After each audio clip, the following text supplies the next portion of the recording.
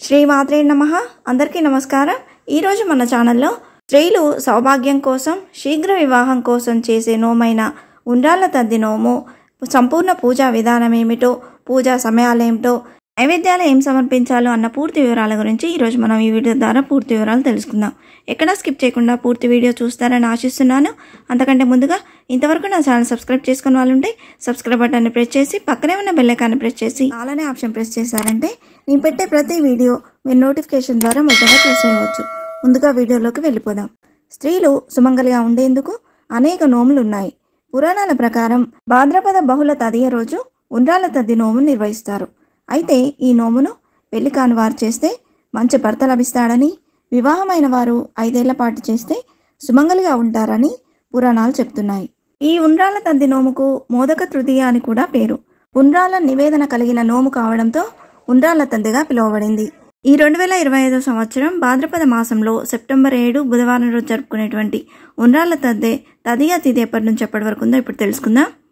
స్వస్తి శ్రీ చాంద్రమానేన శ్రీ విశ్వావసునామ సంవత్సరం వర్ష ఋతువు భాద్రపద మాసం తదియ తిథి సెప్టెంబర్ 9 మంగళవారం రాత్రి 8:55 ప్రారంభమై సెప్టెంబర్ 10 బుధవారం రాత్రి 6:50 వరకు ఉందండి.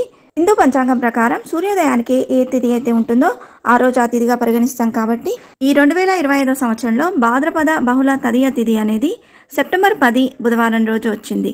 కాబట్టి ఈ 2025 సంవత్సరంలో ఉండ్రాళ్ళ తద్ది పండుగను సెప్టెంబర్ 10 బుధవారం రోజు జరుపుకున్నాము. అలాగే ఈ రోజు నక్షత్రం రేవతి నక్షత్రం రాత్రి 8:07 వరకు ఉందండి. ఉండ్రాళ్ళ తద్ది నోము ఆచరించేందుకు శుభ సమయం ఉదయం వేళల్లో సెప్టెంబర్ 10 బుధవారం రోజు తెల్లవారుజామున 5:03 నుండి ఉదయం 7:28 వరకు ఉందండి. మరలా ఉదయం 9:52 నుండి 11:34 లోపు ఈ పూజ అనేది ప్రారంభించవలసి ఉంటుంది. అలాగే ఈ నోమును సాయంత్రం ఆచరించేవారు సాయంత్రం 4:31 నుండి రాత్రి 7:43 లోపు పూజ అనేది ప్రారంభించవలసి ఉంటుందండి. ఇది 2 రోజుల పండుగ. ఈ వ్రతం గురించి సాక్షాత్తు పరమశివుడు పార్వతీదేవికి వివరించాడు అని పురాణాలు చెప్తున్నాయి. వివాహమైన సంవత్సరం వచ్చే భాద్రపద బహుళ తదియ రోజున ఉండ్రాళ్ళ తద్ది రోజున ఈ నోమును ప్రారంభించి 5 సంవత్సరాలు చేస్తారు.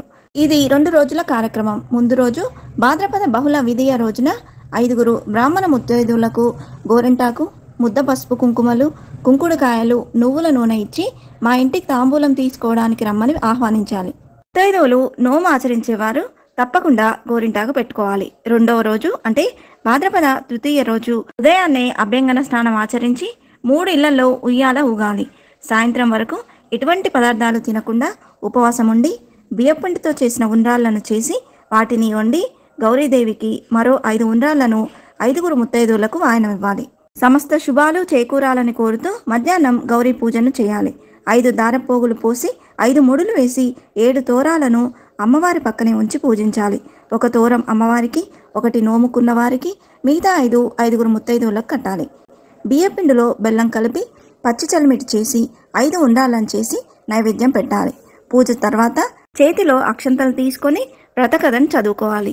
తర్వాత వచ్చిన ముత్తైదువులకు వాయనం ఇచ్చి తర్వాత ఉపవాసాన్ని విరమించాలి. ఈ నోము పుట్టింటి తరపు కానీ అత్తింటి వారి తరపు కానీ పట్టుకోవచ్చు. ఆనవాయితీ ఉన్నవారే చేయాలా అంటే అదేమీ లేదండి. చేయాలనే సంకల్పం మన మనసులో దృఢంగా ఉన్నప్పుడు ఎవరైనా ఈ వ్రతాన్ని ప్రారంభించవచ్చు. ఈ రోజున వాయన స్వీకారం సాక్షాత్తు పార్వతీమాత చేతుల మీదుగా జరుగుతుందని భక్తుల విశ్వాసం. ఇంతే ఫ్రెండ్స్, ఈ వీడియో మీకు నచ్చిందని ఆశిస్తున్నాను. ఇలాంటి ఇంట్రెస్టింగ్ వీడియోస్ కోసం please subscribe my channel and press the bell icon. అలాగే లైక్ చేయండి, షేర్ చేయండి. మీకు ఏమైనా సందేహం ఉంటే నా కమెంట్ బాక్స్లో పోస్ట్ చేయండి. మరొక మంచి వీడియోతో మేము ముందుకు వస్తాను. అంతవరకు సెలవు. సర్వేజన సుఖినో భవంతు. స్వస్తి.